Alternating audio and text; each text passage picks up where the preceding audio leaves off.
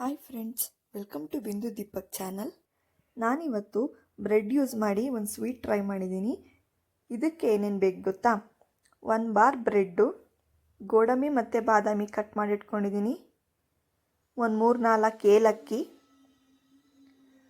1 litre ಹಸಿ ಹಾಲು, ಅರ್ಧ ಬೌಲಷ್ಟು ಸಕ್ಕರೆ. ಇವಾಗ ಏನು ಮಾಡೋದಂದರೆ, ಬ್ರೆಡ್ನ ನಾನು ಎಡ್ಜಸ್ನ ನೀಟಾಗಿ ಕಟ್ ಮಾಡಿ ಇಟ್ಕೊತಾ ಇದ್ದೀನಿ. ಈ ಎಡ್ಜಸ್ಸು ನಮಗೆ ಬೇಡ, ಹಾಗಾಗಿ ನಾನು ಇದನ್ನು ಕಟ್ ಮಾಡ್ಕೊತೀನಿ. ನಿಮಗೆ ಇಷ್ಟ ಎಡ್ಜಸ್ಸು ಅಂದರೆ ನೀವು ಅದನ್ನು ಇಟ್ಕೋಬೋದು. ನೋಡಿ, ಇವಾಗ ಎಲ್ಲನೂ ಕಟ್ ಮಾಡಿ ಇಟ್ಕೊಂಡಿದ್ದೀನಿ ನಾನು.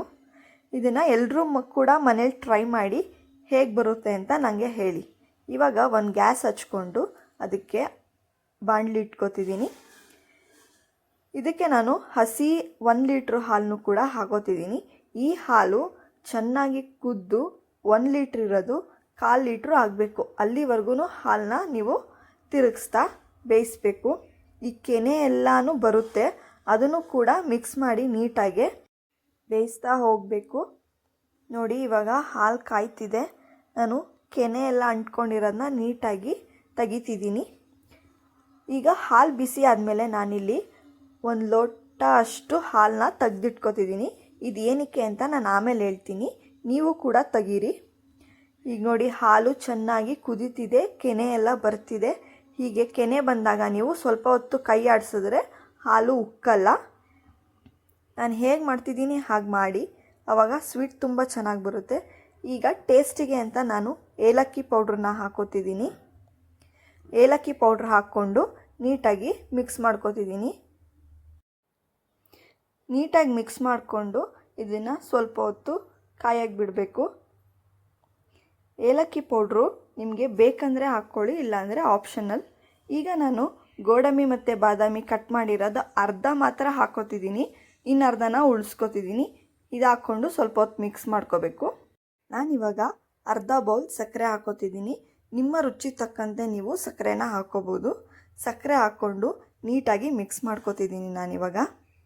ನೋಡಿ, ಈಗ ಈ ಹಾಲು ಕುದ್ದು 1/4 ಲೀಟ್ರ್ ಅಷ್ಟು ಆಗಬೇಕು.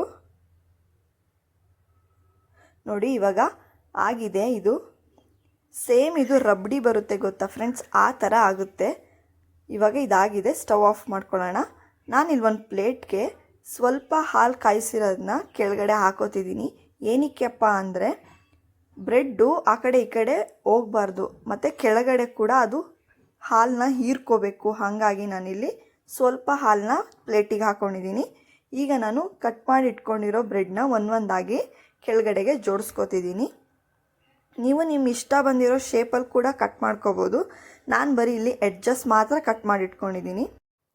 ನಾನು ಆವಾಗಲೇ ಅರ್ಧ ಲೋಟ ಹಾಲನ್ನ ಎತ್ತಿಟ್ಕೊಂಡಿದ್ದೆ, ಅದನ್ನು ಇವಾಗ ಸೇರಿಸ್ಕೋತಿದ್ದೀನಿ.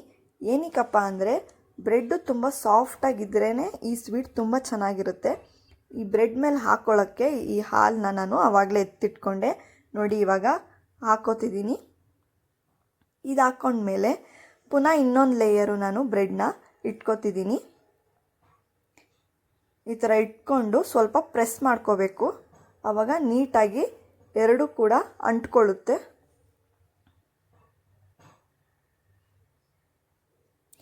ಇವಾಗ ಇದ್ರ ಮೇಲೆ ನಾವು ಆವಾಗಲೇ ಕಾಯಿಸಿ ಇಟ್ಕೊಂಡಿದ್ವಲ್ವಾ, ಆ ಹಾಲನ್ನ ಹಾಕೋತಿದ್ದೀನಿ.